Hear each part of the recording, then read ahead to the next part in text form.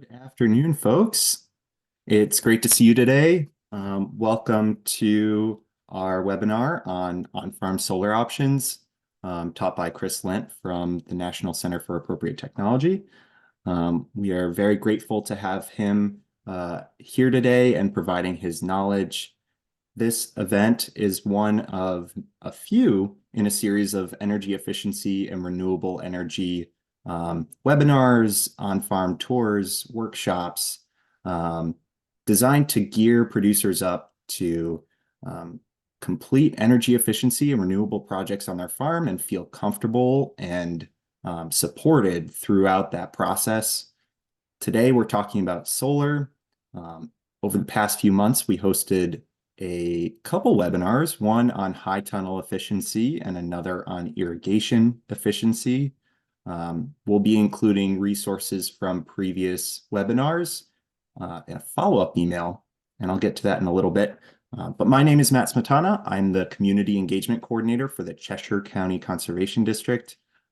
Cheshire County Conservation District operates in the southwest corner of New Hampshire. We're right next to Vermont and Massachusetts. So think big green hills, forests everywhere, small lakes, and pretty small vegetable operations. A lot of veggie operations, a lot of dairies right here along the Connecticut River.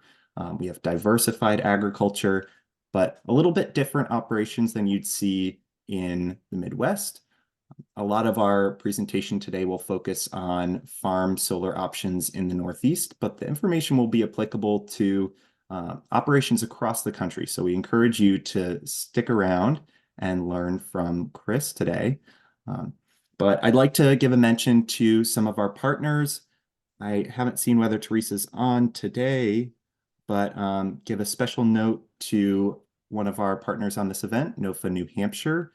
They run a organic transitioning mentorship program, the Transition to Organic Partnership Program, which has been really crucial in gearing producers up to participating in organics. Special note to them. We have also collaborated with USDA Rural Development on this workshop and the National Center for Appropriate Technology. So grateful to all of our partners, and we'll be hearing from some of them a little bit later. And I'd like to go over a few guidelines for today's webinar. This webinar will go till 1:30 p.m. Eastern Standard Time. And after that, we're looking to answer some questions, but we'll officially end today's presentation by 1:30 to make sure you guys have some time to carry on with your day. But if you want your questions answered, Chris will be sticking around and answering some of those after the fact. We ask that you please stay on mute during today's presentation because we have a lot of folks in attendance, and it helps to hear Chris if we're all sticking on mute. And if you post your questions in the chat, I'll be moderating those as we go and collecting them for Chris to answer after the fact. Today's session will be recorded and will be included in a follow-up email along with the slides from today and a few other resources that you might find helpful. If you're local to New Hampshire, we actually have a workshop coming up on USDA Rural Development's REAP program. So we can provide some of that information for you a little bit later today and in a follow-up. But without further ado, I'll be passing it over to Chris. So Chris Lent is an agriculture specialist working for the National Center for Appropriate Technology based in Pennsylvania. He's a part of the Northeast Regional Team, and he operated a organic vegetable farm for 10 years and worked in the fields of energy efficiency, solar installation, and organic farm inspection. His work at NCAT has focused on farm energy, organic vegetable production, local food systems, high tunnel management, and urban agriculture. He's a fantastic educator, and we are so lucky to have him here today and are excited to learn about agrovoltaics. So, Chris, take it away. Thanks, Matt. Thanks, everybody, for joining us here today. And thank you for Cheshire County Conservation District for the opportunity to come and share some ideas about on-farm solar for you today. Matt did a great job on my introduction and bio. So I won't spend a lot of time on that, but I did have a slide to talk to you a little bit about my organization, NCAT, the National Center for Appropriate Technology. NCAT's been around for a long time, since the late 1970s. During the energy crisis of that period, they were formed to help communities and help individuals with that energy crisis by using appropriate technology like solar to help with those situations. In the mid 1980s, NCAT formed the ATTRA program, and this is a sustainable agriculture education and resource service that NCAT provides free for farmers and ranchers across the country. So on our website, at attra.ncat.org, you can find over 400 different publications relating to sustainable agriculture information and topics. You can also contact us through the old-fashioned 800 number. We have a chat line that you can access through our website, and you can be put in touch with a specialist in the area of interest that you have in sustainable agriculture to do one-on-one technical assistance. And you can also avail yourselves of all the other resources we have on our website. So I wanted to mention that I try to get the word out there about NCAT and the ATTRA project. We're here today to talk about solar. A little background on myself. I did have a vegetable farm for 10 years down here in Pennsylvania. I work out of the Northeast office of NCAT with the Northeast team, and I live and work out of Pennsylvania.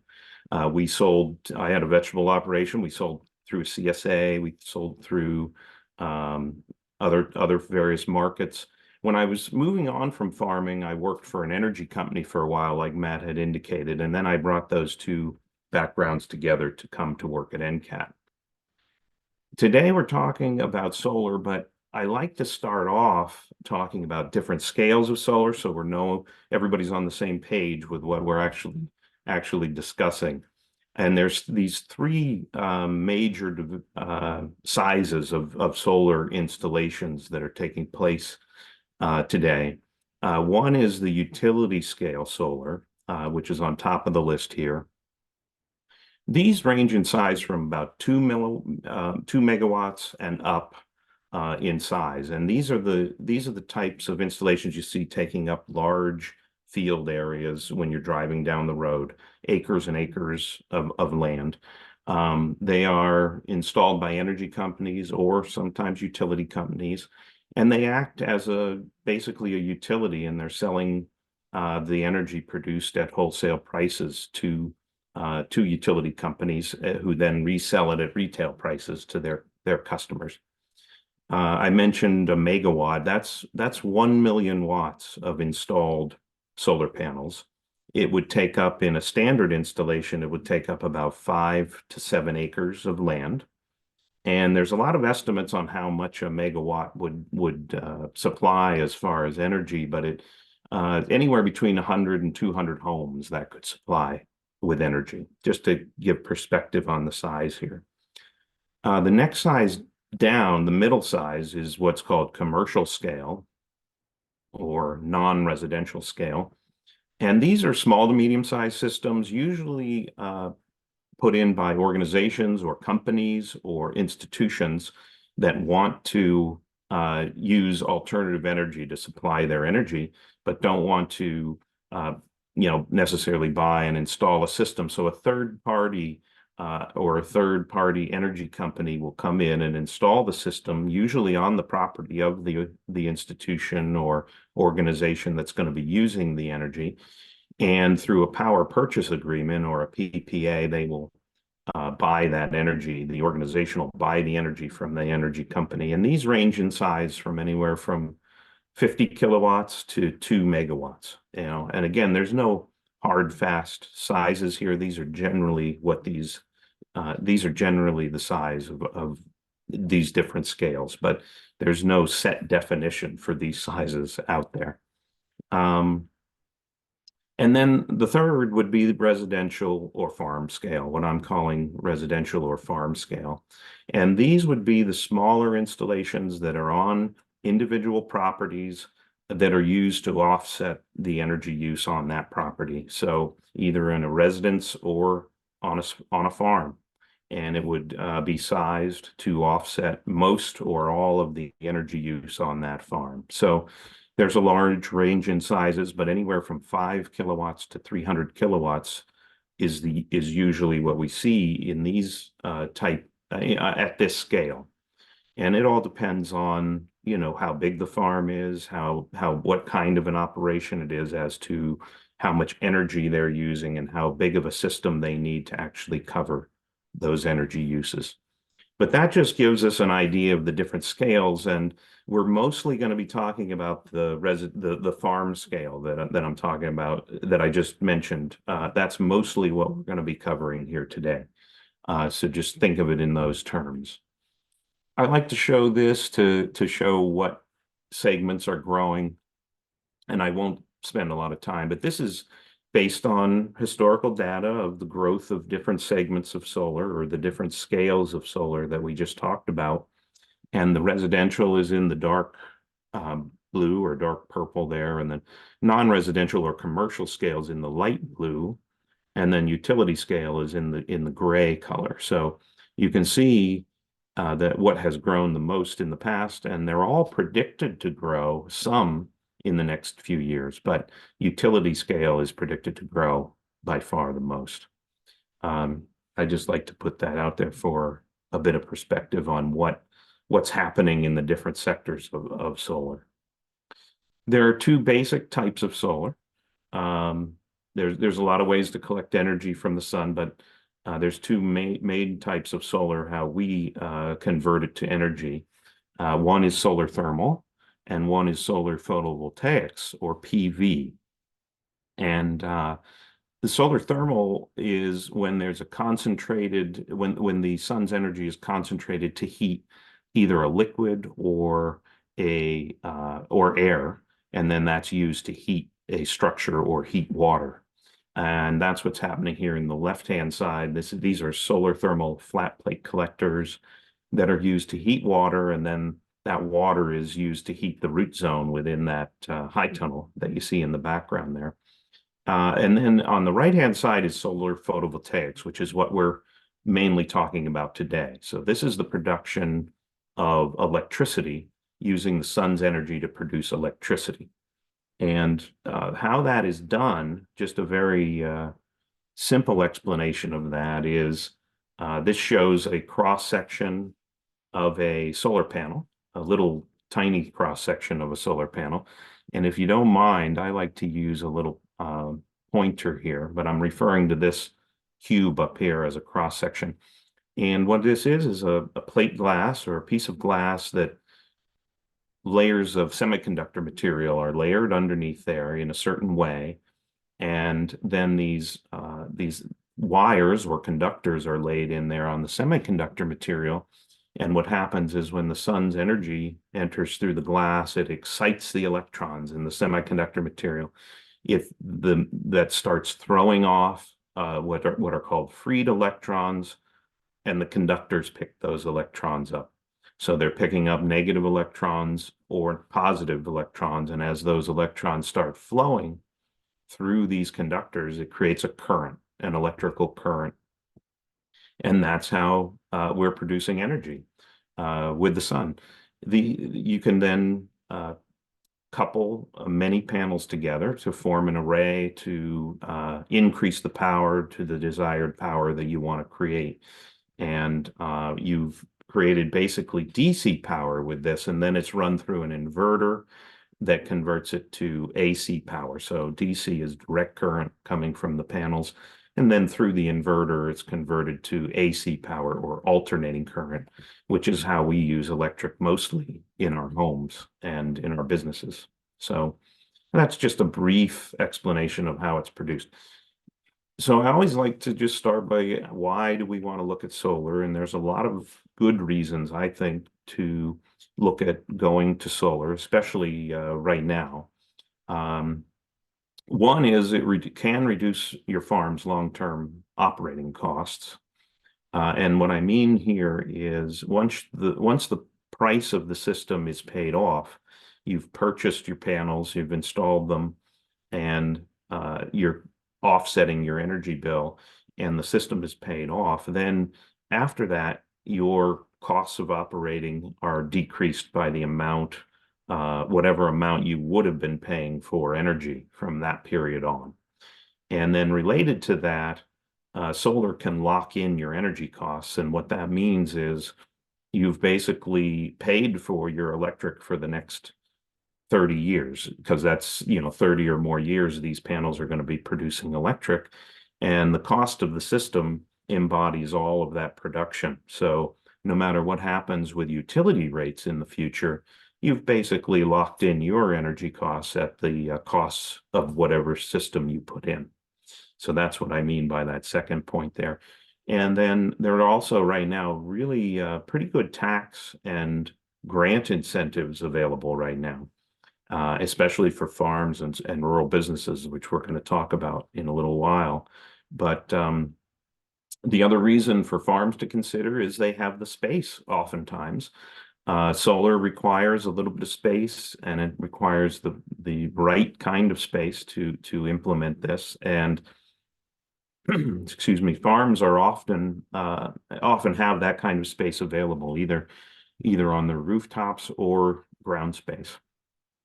And then it also reduces carbon emissions, and this is important to a lot of people with global warming and environmental concerns. This could be a concern for you. It also, the way I like to relate this as well is if you are a farm who's direct marketing to customers, often customers are like to see that their products are coming from a farm that is not using a lot of fossil fuels. So it can be a marketing, there can be a marketing aspect to this as well. And then I've had a lot of people talk about self-sufficiency when they talk about thinking about solar, and it's true, it is making you a bit more self-sufficient in terms of you're not relying on other energy sources for your power. Most of the systems we're talking about today would be grid-tied systems, so you still have some connection to the grid and outside sources, but we'll cover that in a little more detail. Some of the downsides, if I was going to look at a few concerns, would be the need for upfront capital. These are costly systems, and you do need that upfront money. And there are nice incentives in the form of tax incentives and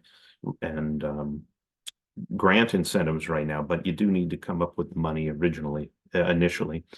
The production is still intermittent. When it's cloudy or at night, it's not producing any energy. So a lot of times the larger installations are handling this with battery backup now. But for farm scale or residential scale grid tied, I think it's more it's a better prospect to use the grid as your backup. So I always try to encourage people, unless they have really bad grid service, to do a grid connected solar system, and then you can use that as your backup. You also need the right space. So in this picture here, you can see the barn is facing south and has a nice angle on it, but they needed a little more space for what they decided they needed for the production on their farm. So you do need space for this. And when you lose power, if it's a grid tied system, just like all your neighbors and just like you currently are, when you lose power, you're going to lose power from your system as well. You're not going to be able to use solar power when the grid goes down. So those are some of the downsides. If you have questions about them, I can definitely answer any questions toward the end of the presentation. I just want to briefly show you the difference between off-grid and grid-tied. With an off-grid system, your solar modules produce power, your solar panels produce power, and it goes through the inverter and into any power that the home or farm isn't using right at that moment. gets stored in the battery. And then when the solar modules are not producing energy, power is pulled from the batteries and back into the home or into the farm, wherever you're using the energy. And then with a grid-tied system, power is coming from the panels through the inverter. Whatever isn't used in current time goes through a utility meter and back into the grid and gets fed back into the grid. And that utility meter actually will turn backwards if you're producing more power from your solar system than the home or farm is using at that moment. And then you get credit for that on your bill. It's called net metering. And power then is pulled from the utility when your solar system isn't creating energy and back into the home or farm as needed. So that's kind of how grid-tied versus off-grid works. There's a third hybrid system of grid-tied with battery backup, but I usually steer people more towards a generator backup for a grid-tied system because batteries are costly. They do require some maintenance sometimes, and eventually they wear out and they need to be replaced, so they're even more costly. So batteries can work in certain situations, but if you're grid tied, I usually would suggest a generator backup. This is an example of a bidirectional meter, and this is what makes net metering possible. This is installed by your utility company. Most utility companies now are required to have or provide net metering or offer net metering for their alternative energy customers. And just like I explained, if you're producing more with your solar than you're using, it turns this meter backwards and you get credit for it on your bill. Now, most utility companies will give you credit and actually pay you for any excess energy that you've created. They'll pay you the retail rate or the wholesale rate, actually the retail rate that you're buying your energy at, but it won't include any fixed costs in your bill like like distribution charges or the money you pay on your bill just to be tapped into the utility grid. It won't pay you for that portion. It'll pay you just what the kilowatt hours that you're paying for cost you. But anyway, some utility companies will also at the end of the year have what's called a true up, and you will then lose your credits during that true up. So make sure you know whether your utility company does that kind of a true up or not. That would be one thing I would say would be important to know. So one way to use solar on a farm is in these very remote locations with small scale solar where you're doing water pumping or running a fencer or gates. This is ideal if you're far distance from a energy source or the utility tie where you can tie into the utility, and it's cost prohibitive to run energy to these locations. That would be a good place to have a small solar energy system to take care of your needs. And these are just a few examples of the use of these small systems on a farm.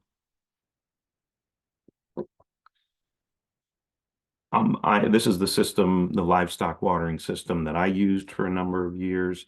It was a small system, pumped water up the hill, and then gravity fed it down to, this was designed for about 10 to 12 beef cattle. And if you're interested in these kinds of systems, we do have an ATTRA publication that's listed here and linked here in this slide called Solar Powered Livestock Watering Systems.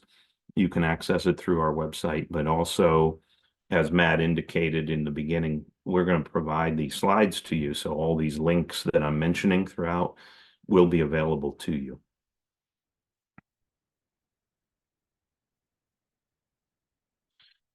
Before I go on with talking about the solar panels and solar systems themselves, I always like to mention the low-hanging fruit, the working on efficiency on your farm first and lowering your energy needs to begin with, so you don't need as large a solar system to cover the rest of your needs. And if you have an operation that uses a lot of lighting, that's a great place to start, like a greenhouse or other types of operation that uses lighting. Um, Matt mentioned dairies in your area up there. Lighting is a big deal in dairies oftentimes. Timers can also be a big energy saver. These are timers on anything that is using electricity, like irrigation systems, any heating and cooling that can be run on timers that you don't need all to run all the time, 24/7. Things like stock tank de-icers, engine block heaters, those things that we tend to put on and just leave on all the time during cold weather. If those could be put on timers and save some energy. What I mean by leaks is both air leaks in heating in buildings or cooling units that are using electricity. You want to make sure there's no air leaks there, and you want to check the insulation on those types of structures on the farm. But also leaks in your irrigation system can add to a lot of extra water pumping. So I mean a couple of different things by looking at leaks on the farm. And the webinar on irrigation efficiency would be a good one to touch up on that as well, that came out previously in this series. And then look at maintenance of your equipment and your electrical appliances. You want to keep things clean and oiled properly and those kinds of things. Go to the proper thermostats to control different heating and cooling units, and use variable speed motors when they're appropriate. And you can look at all of these kind of things in the self-guided tutorial that we have on our ATTRA website. So if any of this is interesting to you, or you want to pursue, efficiency measures a little bit more on your farm, you can go to this link here and pick out the type of efficiencies you want to look at, and do a self-guided tutorial through that. So if you're moving towards putting in a system, a alternative energy system at your farm, a solar system, you have two basic choices. You're either going to be putting it on the roof, or you're going to install a ground mount system. And I'm just going to go over a few things to think about in both of those scenarios. The roof mounted system tends to be less expensive up front. There's less steel in the racking system. It's a smaller amount of metal in the racking system, and there's no ground space used up. That might be important on some farms. You may not want to use some very valuable ground space that you're using for something else. The panels on a roof mount are less likely to be damaged. They're up out of the way, and they're also less visible. So that may or may not be a concern for you or your neighbors, but it is to some people. And when they're up out of the eye line, they're a little bit less visible, and it might be faster to install as well. And that goes back to the expense side. It's less expensive because there's a little less labor to install a roof mounted system. You have to think about roof repair. These are 25, 30-year systems at least. The panels can produce energy beyond that, but you want to make sure that you have a very good roof before you decide to put a roof mounted system on. You're going to have to, down the road, eventually hire somebody to replace the roof, probably, and they'll have to take the panels off, take the roof off, replace it, put the panels back on. So the smaller expense in the beginning may catch up to you down the road when you need to put a new roof on. So think about that. And you also need the right facing roof. It has to be oriented in the right direction to get the most efficiency out of the panels. A north, east, or west facing roof isn't going to be as desirable as a true south facing roof, and at the right angle or right pitch. So there's some limitations there sometimes. But there are a lot of options, a lot of applications on the farm. There's livestock housing, workshops, shed roofs, and the farmhouse itself, and also greenhouses like this. This is a farm not far from me down here in Pennsylvania, Gibbs Farm, where they've got a passive solar greenhouse with solar panels they decided to install. This is kind of the center of operations for their farm. They do all their propagation in here, and they also do their washing and packing of their vegetables in here, and they do community events. So it's a real hub for their farm. And most of their energy needs are covered by this solar system that they decided to install on the roof.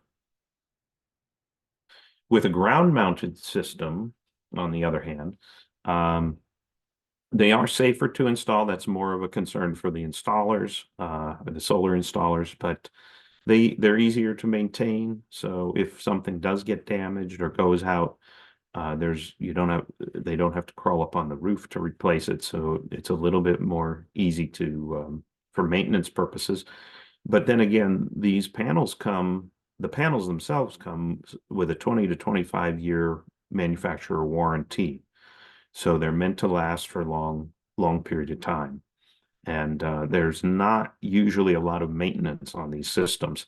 There's occasional electrical components that can go out for various reasons, but the panels themselves are pretty strong, pretty tried and true. And on the ground, you can also orient the panels in the optimal orientation. They can always face true south. You can put them on the right tilt angle to get the most efficiency. You can also, for ground mount systems, you can incorporate tilt tracking systems. So that's where you provide a system of tracking where the panels actually move and follow the sun during the day. And they're always at the optimal angle to the sun, so efficiency is improved. And it does cost more, but you can ask your solar installer or solar contractor if that would be an option for you, if it would be worth covering, that extra expense at the beginning of the project, and to get the extra efficiency throughout the life of the system. On the other hand, they can be more easily damaged on the ground. If you're going around these with equipment, or you're mowing next to them and a rock gets thrown out from the mower, that can be an issue. They are more expensive up front to install because there's more metal in the racking system, and sometimes excavating involved, and cement needs to be put in to hold the poles in place, and those types of things. Local zoning could be an issue, or it could become an issue depending on your local zoning boards or your local township, whoever makes the decisions on these things, and how close you are to the edge of your property. There might be setbacks required and height restrictions. And you always have to be careful of shading, but that's true for a roof mount as well. And your solar, if you get a good solar contractor, they'll do a very good solar site survey and make sure there's no shading that's going to affect your panels. You should try to site a ground-mounted system near an electric pole or electric tie-in so that you're not running long distances to tie into the grid. So those are options if you're, purchasing the system and installing it yourself by using a solar installer.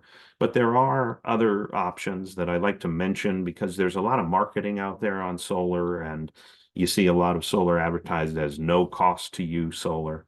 And what they're referring to are these solar leases, where you don't own the panels, a third party owns the system, but you pay them a lease payment every month. And hopefully that lease payment is less than what your your energy payment would have been otherwise. The pros are there's no upfront costs, and it could reduce your energy bills, but you have to really look at that closely as to whether that's actually going to be the case.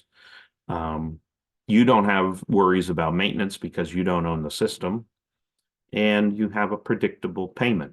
So those are all things you can say that are possibly good things about this. The cons are you can't take advantage of the tax credits or the other incentives that are out there for solar because you don't own the solar system. And there's lower long-term savings because you never get to a point where your system's actually paid off. You're going to be paying this lease payment for long term. And the other thing is there's also usually price increases in the lease agreement. And it's dubious as to whether the value of your home or the value of your property is increased because you don't own the system. So there's some downsides to this. And if you can own the system yourself and make that happen, it's usually much better deal, especially right now with the incentives that are in place. You're going to have you're going to make out better financially if you own the system. So taking steps towards solar, towards a solar installation on your property, you'll want to contact a contractor or multiple contractors if you can. And down here in Pennsylvania, we have an organization like Pennsylvania Solar Center, which has a list or a directory of contractors that work in this region. There are state agencies that list solar contractors. Matt can confirm this, but I think there's some resources up in New Hampshire area that would list solar contractor resources. But those are where the places to start. But then you still need to go through a vetting process for those contractors that I'll talk about here in a minute. They'll come and they'll do a solar site survey, and then they'll formulate a quote, and hopefully you'll get at least 3 quotes, and you can compare them amongst each other to see what might be your best option, and then move on to this contract signing and scheduling of the installation. I wanted to mention a couple of other resources here. There's Solar United Neighbors operates in quite a few different states now, and they help people with resources for getting solar. They answer a lot of questions about solar on the scale that we're talking about, residential or farm scale solar. And they have a whole section of their website that deals with resources for farms and rural small businesses, where they can help you with information on the REAP grant, which we're going to be talking about in a little bit. That's a Rural Energy for America program that is a solar and alternative energy grant program. So those are a few resources. When you get this slide deck, you can click on those and check them out. So when you go to work with a contractor, these are a few questions or ideas to have in your mind. How responsive are they? Are they willing to spend time with you and answer your questions and all your questions? How many years of experience have they had? How many installations? Those are pretty standard questions to ask. You can ask for references as well, and they'll be giving you references of people that worked out that they had a good relationship with, but it's still worth calling them and getting insight from people who have worked with the company that you're thinking of working with. You can also check them out at the Better Business Bureau or Consumer Protections Office in your state to see if anything's been reported on them ever. So that's one due diligence that you can do.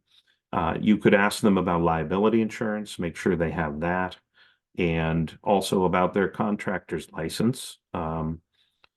Many states or some states don't require a license, but if your state does, then they should have they should have their licensing in place. There's also the National American Board of Certified Energy Practitioners, which is has a certificate for installers working on energy projects. So often they're certified through them. And there's also the Solar Energy Industries Association, which is a solar trade association that sets standards for solar installations. So it pays to ask if they're associated with that trade association as well. If they are, or even if they're not, you can ask your contractors to fill out the solar purchase disclosure form that SEIA has, And that allows you, if they're willing to fill that out, it allows you to compare apples to apples with all of the quotes that you're looking at. And can your installer that you're thinking about using help with incentives? Will they help you with the REAP program that I just mentioned earlier, and SRECs, which I haven't defined for you yet, but those types of things, will they walk you through some help with those things so you can get the most out of the most rebates and the most money back for your system? All the quotes should have these basic elements, the components that are going to be used, the location that they're going to be placed, the exact locations, any warranties that are included on the equipment should be included in the quote, incentives that are available, the scope of the project, a schedule for the project, when things are going to happen, payment terms, and any savings or a payback that's going to occur. So you can compare that to other quotes and make sure when they're figuring the payback that they're using the same numbers as the other contractors that you're looking at. You want them to use the same utility rates, for instance, into the future. And that's a way that they can make things look better by increasing those utility rates in the future. So just be careful of those kind of things. And then there should be some estimate of the environmental impact or what it's going to save in carbon emissions, so you can compare that.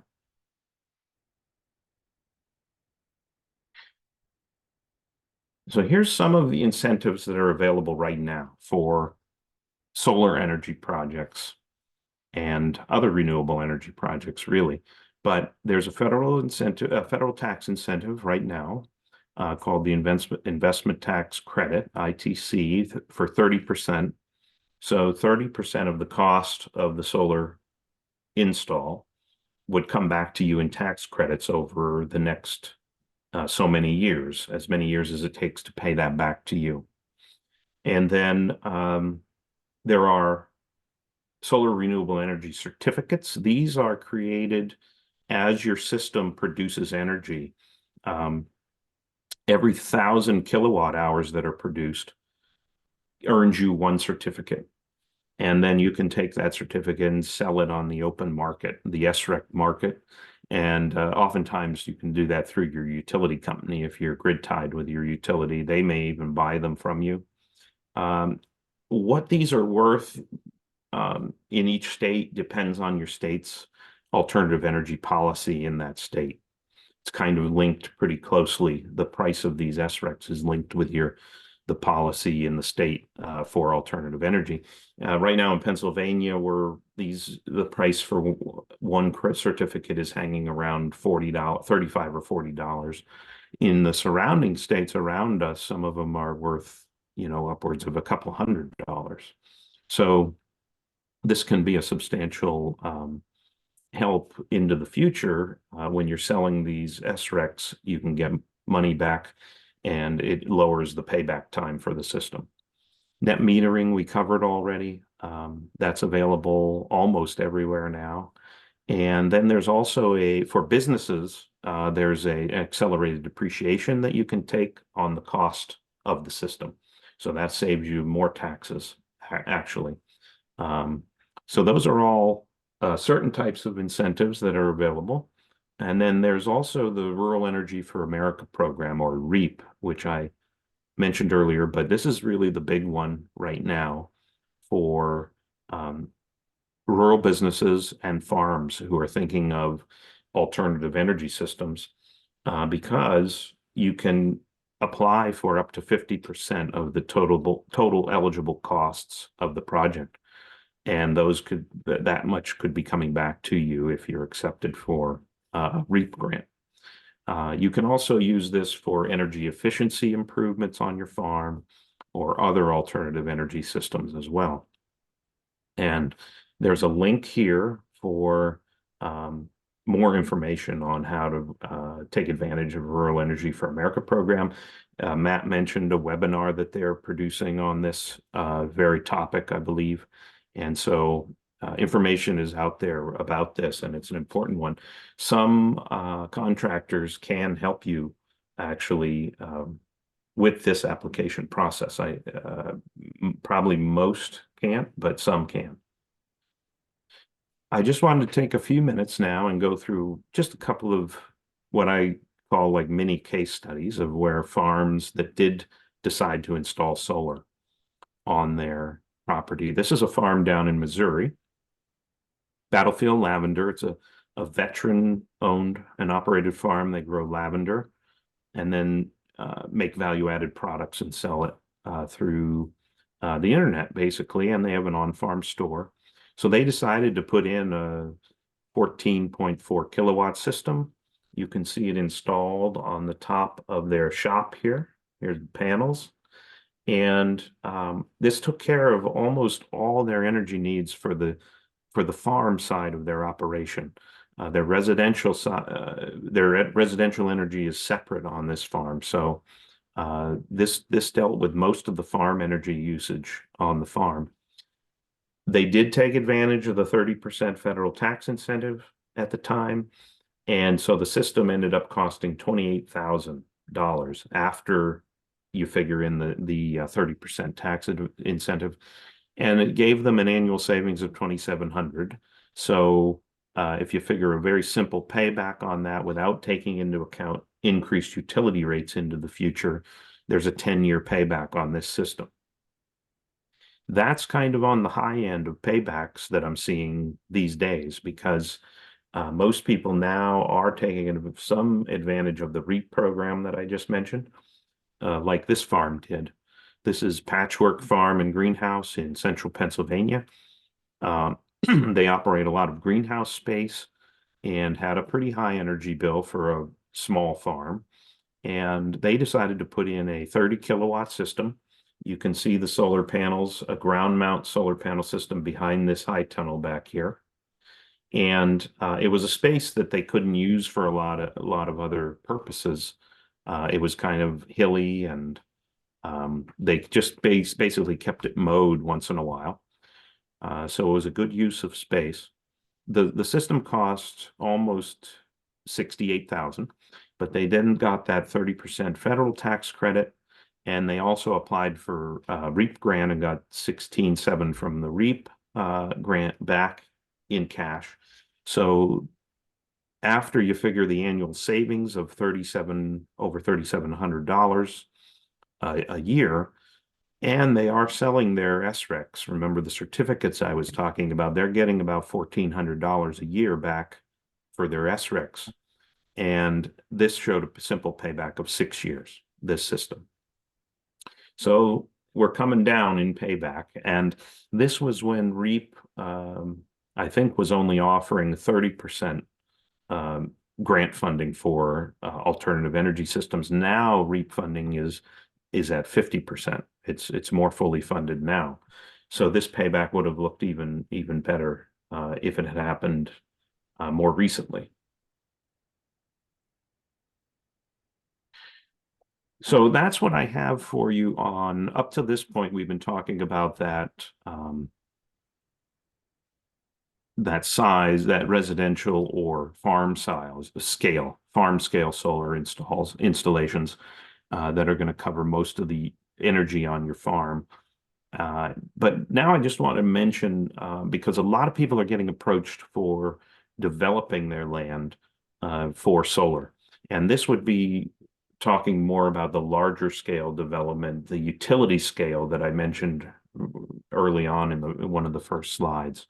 It's where a solar developer or an energy company would come to you and say, we would like to lease your land and give you a lease payment annually or monthly to have a large scale solar development on your farm. And then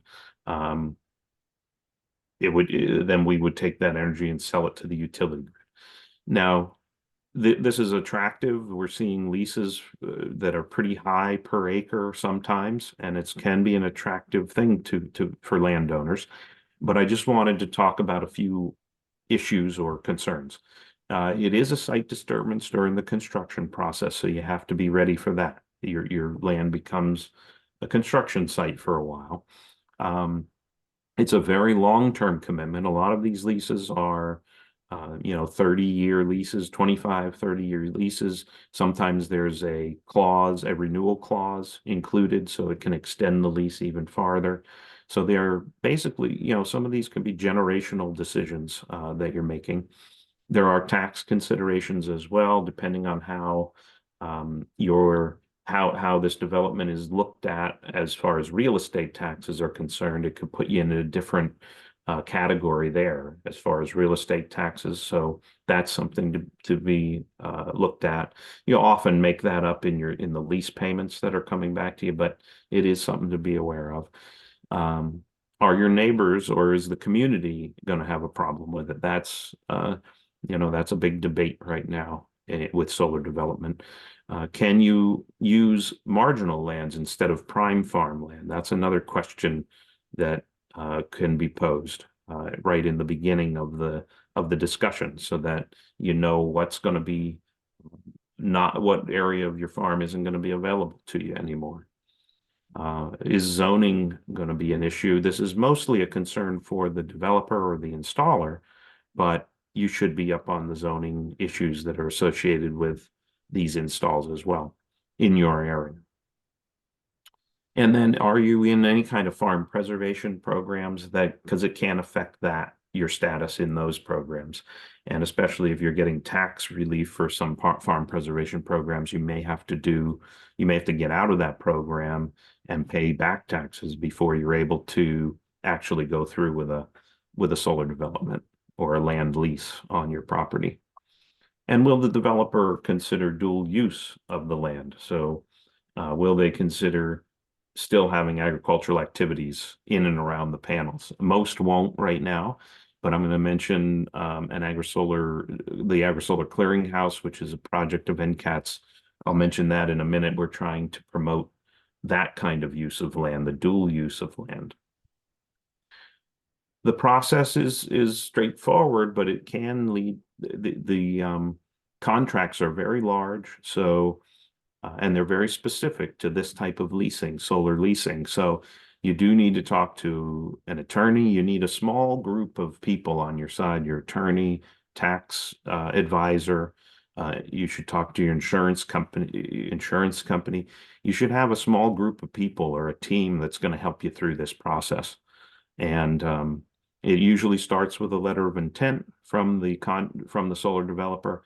And then the next step would be an option agreement where they have the option. If you do decide to do an option agreement, they would have the option of developing the solar project within whatever length of time that option covers. And you would not be able to do other leasing agreements during that option period.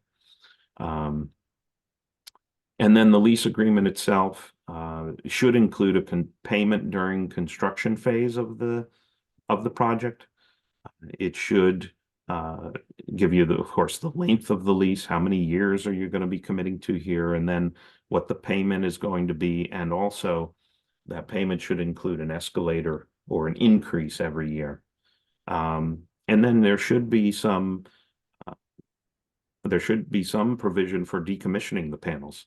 And usually a good contract now does require the contractor to actually have money set aside for the end game and for decommissioning the panels at the end of the life of the system. And again, if you are considering dual use, this would be the time to write it into the contract. If there was going to be any agricultural activities happening underneath the panels. So on to that, the Agrisolar Clearinghouse project is, we're a project run by NCAT. I work with the Agrisolar Clearinghouse project at NCAT, and it's the idea of co-locating agriculture and solar within the same landscape. And there's a lot of opportunity for this. This is still a new field of endeavor. There's a lot of research starting in this area, a lot of interest starting in this area, but there aren't a lot of actual applications on the ground yet. There are some, but we're trying to promote this kind of dual use of co-locating agriculture and solar within the same area of land. You can go to our website at this site, agrisolarclearinghouse.org, where you'll find a number of resources on this issue. We have a set of tutorials that are available on the website. I want to point out this one in particular, the Agrisolar ownership, lease, and land planning. That has to do with exactly what I was talking about in the previous few slides, where I was talking about leasing your land. So if you want to delve into the details of that a little more, that would be a good resource for you. There's also an information library on the site with over 400 articles and publications that are all summarized very well and categorized very well, so you can find what you're looking for. Another good resource for those interested in grazing of solar sites would be ASGA, or the American Solar Grazing Association. They've been a stakeholder in the Agrisolar Clearinghouse, but they also have a lot of good resources on their website, which you can link to right here in this link. And they are promoting, the grazing of these large-scale solar developments across the country. So a lot of good information there. And I just wanted to leave you with a few examples of Agrisolar that are happening across the country. This is down in Pennsylvania here at a university where they installed a large solar system on their property. And through a power purchase agreement, they're buying the solar from this installation to offset the use of the university's electric use. But there's a local farmer who's using 40 Katahdin sheep to manage the grasses underneath the panels. And this is kind of the lowest hanging fruit, because a standard installation of solar can utilize sheep to manage the forage underneath very easily without even changing the design of the system at all. Now, here's a different design up in Massachusetts at Nolton Farms, where they're actually able to do some alley cropping in between the panels. He's growing specialty crops in this ground in between the panels. And he has a similar setup of solar on another part of the farm where he's grazing beef animals at this location. It requires a lot of different design. Out in Colorado, there is a Jack Solar Garden, which is this landowner was able to raise money and actually buy and install the system himself. So he owns the system and he's selling the electricity from this system to his neighbors. So this is a type of community solar that's happening here. And more states are becoming, having more positive policies towards community solar. It's not possible to do this in every state, but about 26 states now have more favorable community solar policies in place. And they are actually growing crops under these panels. Remember, I mentioned the tracking system earlier. This has a tracking system on this where it follows the sun across the sky. A very efficient install out there. And they're doing research on what grows best underneath the solar panels. So those are just a few examples that I wanted to give you of the Agrisolar side of things. And I think that's all that I have for you at the moment. You can I'll take any questions and answer what was in the chat right now, and I can stay as long as we need to. But you can also reach me at chrisl@ncat.org anytime if you have additional questions afterward. Thank you so much, Chris. This was fantastic. I feel like you just opened a Pandora's box for me. I have more questions, and I'm super intrigued about the tax credit systems and all of the benefits folks can take advantage of that are really new and pretty exciting. And I'm hoping that we can sort of highlight some of the partners that are a part of this program first, because we have some folks who offer resources and support to interested producers who are thinking about solar and renewables on today. Just wanted to mention really quickly that this workshop is a part of a series. We have other events coming up soon in the month of March. So I'll be putting a link in the chat and in the follow-up email for some of those resources. But funding for this program is provided in part by NOFA New Hampshire's Transition to Organic Partnership Program. It's also provided in part by the USDA Specialty Crop Block Grant Program, which is administered by the New Hampshire Department of Ag Markets and Food. Really appreciate their support for getting these resources to our community. And like I mentioned in the very beginning, this presentation is being recorded. It'll be sent to you in a follow-up along with Chris's slides. And just want to highlight some of the partners that are a part of this. I saw that Teresa jumped on from NOFA New Hampshire. Teresa, if you want to take it away for a couple minutes, and would really appreciate that. Oh, sure. Thank you. I'm Teresa Downey. I work for the Northeast Organic Farmers Association of New Hampshire. I am the Transition to Organic Partnership Program Coordinator, known as TOPP. And it is a nationwide organization that helps farmers who are interested in transitioning to organic be part of this program and have a mentor, an experienced organic farmer helping them through the entire process. They would be a mentee who would sign up for this program would be matched with a mentor to help them with production changes that might need to happen because of organic, that'll help them with their organic system plan and take them through their inspection so that they become certified. It's a great mentorship program. It's the first of its kind around, and it's nationwide. It's available to anybody who wants to transition to organic, and it's free for the mentee who wants to sign up. As a matter of fact, there's a little stipend for attending events. And the mentor that will help them is usually a local mentor, and they are paid by the USDA, which is great. So we're paying our farmers to help farmers. So that program is open for applications right now. It's available on our website, or you can go to organictransition.org and anybody can sign up, and you can contact me via our website, and I'm happy to answer questions.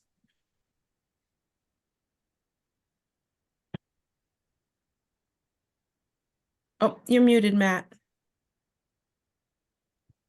Always happens. I was just saying, if you want to pop a link in the chat, folks can jump right over to the website if they are curious about it. Happy to do that. Sure. Awesome. We also have Tracy from New Hampshire, Vermont Rural Development on today. Tracy, do you have anything to add to Chris's presentation on REAP?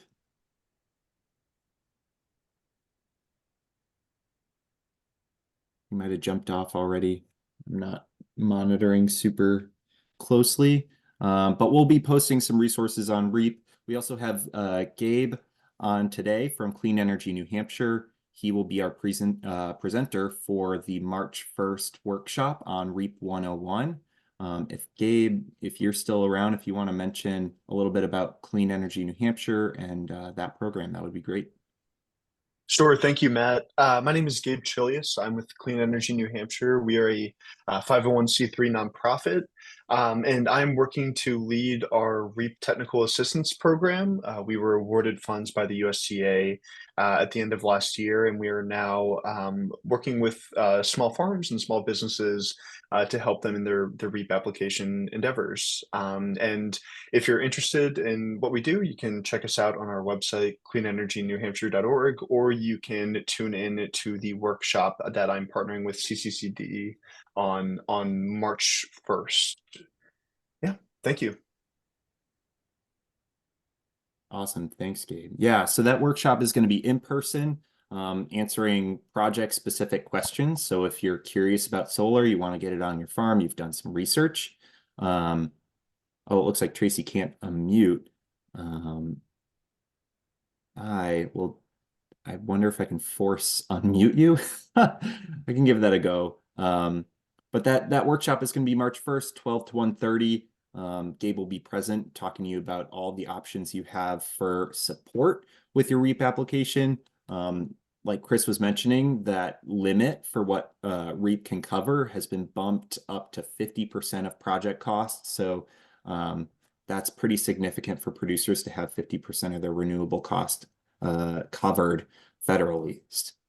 And that's in addition to some of those other tax credit systems and other opportunities. So it's a really big deal. And Clean Energy New Hampshire can help you in completing that application. So a lot of support is available.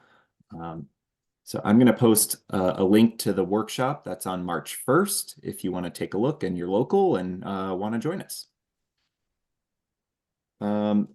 Tracy, I'm going to try to unmute you. I've sent an ask.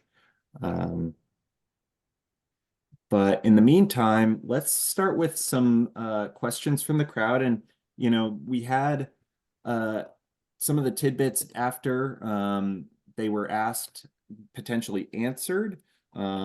So let's start with Blake's question. And Blake, if you're around, let me take a look in the group, trying to see, because it was a nuanced question about like thermal storage and solar complementing thermal storage. Let me go back up. Yeah, so Blake says, where do you all see ice thermal storage integrated into solar arrays for keeping feedstock, such as wine grapes and temperature-sensitive products, cool? So the integration between thermal storage and solar arrays, have you been seeing much of that, Chris? I have not been seeing much of that, especially in the East here. That's kind of a new concept to me, even. Where, you know, I'd like to ask, you know, where this is most popular, where she's talking about grapes. I'm wondering where she's located, possibly out, is it out west that she might be located where this is taking place? I'm not sure. But it looks like they're no longer present. But I'm guessing if we're not seeing it much here in the Northeast, that maybe we're seeing that a little bit more maybe in California or other spaces where they're growing grapes. Maybe that's a good question for the clearinghouse if we got any resources on there. Yeah, I will. Yeah, I can investigate that to some degree and pull some resources on it. I'm sure I can find something and get it back to you. Cool. Thank you, Chris. Appreciate it. Alex asked, he's up in Vermont. Yes, are you seeing examples of positive cash flow from day one, assuming REAP at 40% and maybe a loan for half the rest? So that's getting at a return on investment for panels. It looked like with the REAP program as it had been before, that a return on investment of 6 years was what we were seeing. Has that changed much since this adjustment? No. I mean, returns now, you could see a return possibly now between 3 and 4 years with current REAP situation, which is really pretty incredible for a large capital investment like this and alternative energy. There are a lot of different factors going into the cost of the system, different panels, different equipment that can affect the cost, affect the payback to some degree. But if you are getting a 50% back on the system from a REAP grant, possibly, and then you're getting 30% on your federal tax credit, you're getting 80% of the system back almost immediately. You still need upfront money to pay for the system, but you still have 20% of the system to pay, to pay back in energy savings before you're starting to see a positive cash flow. And I would imagine that the return and the energy output depends on location and space and size of the system itself. So there's a lot of factors that would go into that. But the situation has certainly improved, it seemed, over the years. Yeah, I would say it's probably from an incentive standpoint, it's as good right now as it's been in a long, long, long time. Awesome. I see Tracy, your camera's on. Did you want to? Oh, there we Yes. go. Hey, thanks for bearing with me. I was able to get unmuted here. So thank you, Matt.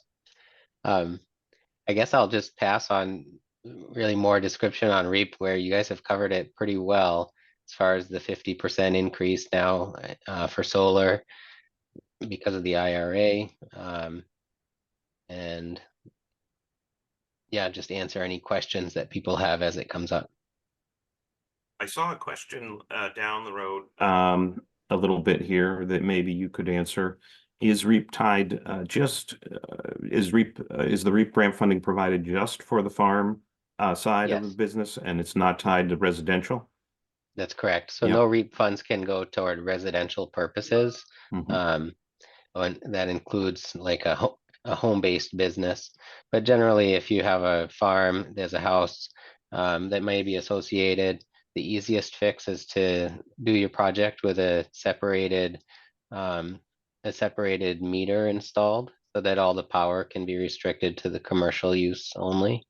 Otherwise, you can, if you can document a separation of a shared meter, we can do that. So basically, the portion of power being used by the residents would be ineligible as a project cost. So you'd be able to apply for 50% of the commercial business use portion of the project. That's great. It's good that there's some options available to folks, sort of meeting them where they're at. Thank you. We were talking about contractors a little while back. One of the slides was, how do you speak to a solar or a renewable contractor, and what are some good questions to ask? And Christina had a question, whether there are any liaisons through Extension, NCAT, other folks who can be present at some of those conversations and advocate for farmers, and ensure that all needs are being met for the farmers and the best deal is coming out. I would say NCAT doesn't do that type of in-person liaison work ourselves. There are ag consultant companies that are working on solar issues now, but it would be a paid consultation in that case. It might be worth doing something like that so that you don't so that you are sure that you're making the right decisions and have all the nuances of the contract or the option agreement covered. There are nonprofit organizations like the Good Solar Neighbors that do help with certain aspects of REAP and those kinds of applications, but not with the actual on-farm communications between the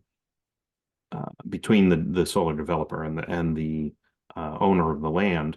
That would be, I think, it would probably be a paid consultant would have to be used for that kind of work. Great. Yeah, thank you. We got a question from Joanna that is tied to a previous slide of yours on some siting considerations. So Joanna was asking whether there's compatibility between ground-mounted solar and marginal lands like wetlands, and whether we're seeing examples of systems that are placed in these marginal locations that aren't as suitable for agriculture. Yeah, well, with larger scale solar development, there's usually an environmental evaluation, environmental plan that has to be met to make sure there isn't a disturbance of wetlands and so forth. On the smaller scale that we were talking about today, if you're just putting in a system to handle your farm's energy needs, I would avoid wet spots. You're going to definitely run into issues during the install, but you're also doing a lot more damage to the ground when it's wet. You're The soils are going to be much more damaged if you're trying to do construction work in that kind of ground.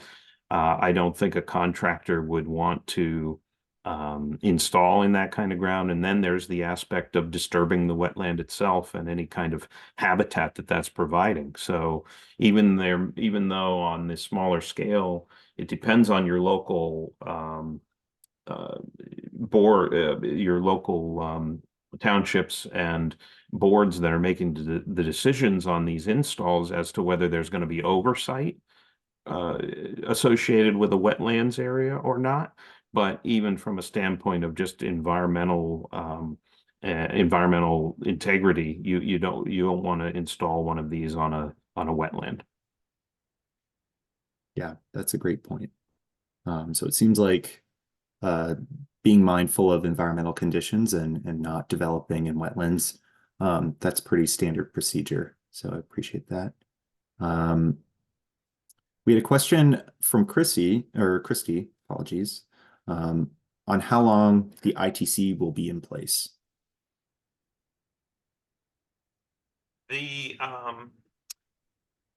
She's referring to the tax credit, which is 30% right now. It had dropped down. It was going away, and then it was reinstated to 30%. I think it's here with us at 30% until 2028 or 29, I want to say. I can look up the exact time, but there's quite a few years where it's set at 30%. I can get the exact end date, but it's at the end of this decade or the beginning of next decade that it actually starts to lower off of that 30%. Great. And if folks were interested in receiving those tax credits, who do they work with? Is it a part of the solar installation process to It's part of your tax. Yeah, it's part of your tax accounting. So it would be your tax accountant or whoever works with you on your taxes. They would have to know that you did the installation, and they would, be able to make sure you got the credit.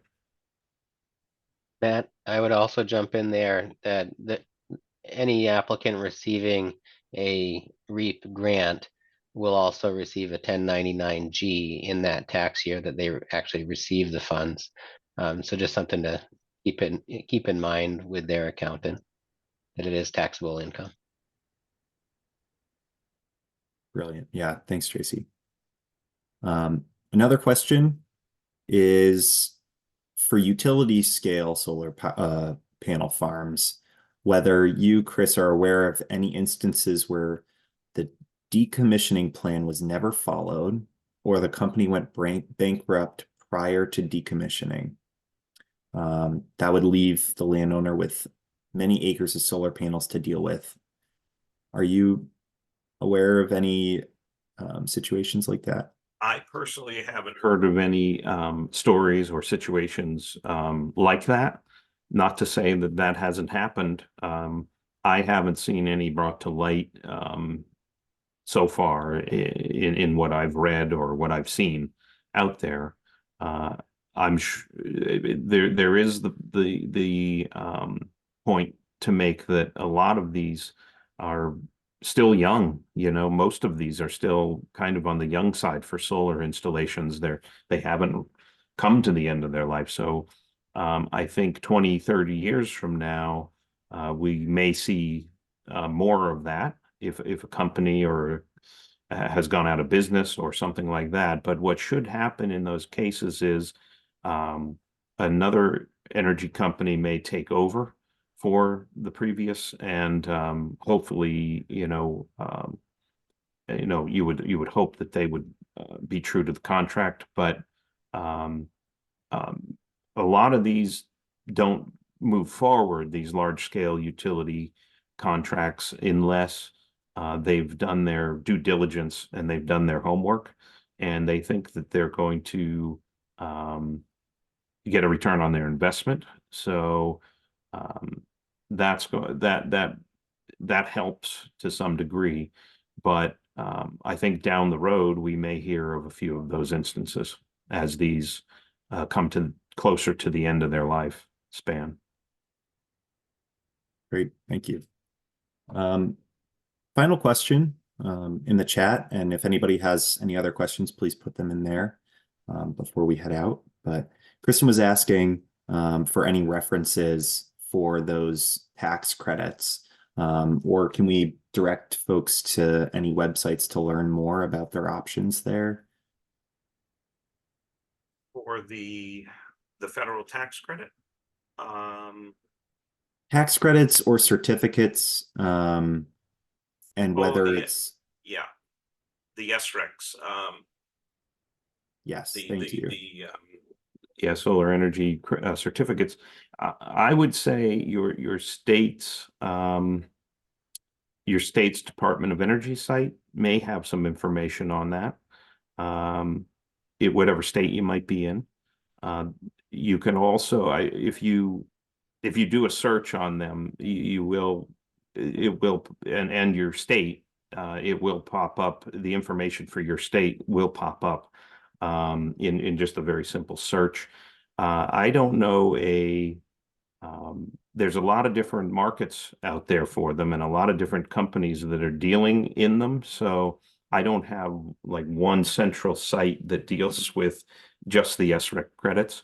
You can go to PA Solar Center, and their website has pages on it, a page on it telling you about what the SRECs are and how you meter them and how you market them. So that would be one resource that could give you a starting point for the SRECs for sure. Awesome, thank you. Did that answer your question, Kristen? Please let us know. We have another one. And this is Che asking for off-grid installation, if you recommend any brands specifically focused on performance for the panels, battery bank components, inverters that can withstand cold temperatures and high wind, probably pretty exposed area. Okay, specific brands. I can't really go into highlighting a specific brand, but what I would say is working with a good contractor covers a lot of the issues that you're bringing up in your question, as far as using good equipment, designing to the right wind loads, all of the things you're mentioning here would be under the purview of the contractor. And I will say that brands with the highest amount of warranty on them, I would try to get, I wouldn't go with the lesser warranty for a lesser price. I'd try to get solar panels with a good warranty, even if they cost a little bit more. So that's a discussion you really need to have with the solar installer, and to get a sense of whether you think they're using quality products, but I'm not sure if that would, as far as working in cold temperatures, they all would, any solar components can withstand very cold temperatures, and in fact, they're slightly more efficient production in colder temperatures because of electronic equipment. As it heats up, it loses efficiencies. So, inverters and panels, so that your highest output is going to be on a really clear, cold day, when the sun's coming out. So they're designed for that kind of weather.